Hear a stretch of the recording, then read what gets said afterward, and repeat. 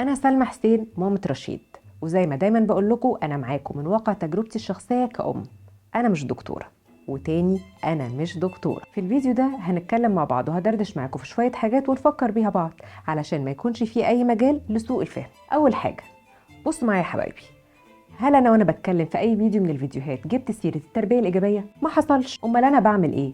بنفكر مع بعض بصوت عالي ونحاول سوا نشوف حلول لتربية هذا الجيل. تاني حاجة، قلتها وبقولها وهفضل أقولها، أي حاجة بقترحها عليكم بكون أنا جربتها على نفسي وعلى ابني الأول، يعني مش بقولها من فراغ. تالت حاجة، كل تعليقاتكم بتكون بالنسبة لي مصدر إلهام لأفكار ومشاكل ممكن نتكلم فيها ونحاول نحلها مع بعض. رابع حاجة، في تعليق جميل جالي بيقول لي ايه اللي انت بتقوليه ده، انت بتتعاملي مع كل الاطفال كانهم زي بعض، كانهم روبوت بيشتغلوا بنفس الكتالوج، وما تعرفيش يا استاذه ان كل طفل بيختلف عن التاني. هقول له حضرتك عندك حق، وكل طفل فعلا بيختلف عن التاني، بس ده ما يمنعش ان انا اشارك مع حضرتك تجربتي اللي جاي يستفيدك. خامس حاجه، اي اقتراح بتكلم معاكم فيه بخصوص تربية الاولاد هو اكيد غير ملزم، وربي ولادك بالطريقة اللي انت شايفها مناسبة ليك واللي تريحك. سادس حاجة، اعتذار دائم ومتجدد ومتكرر.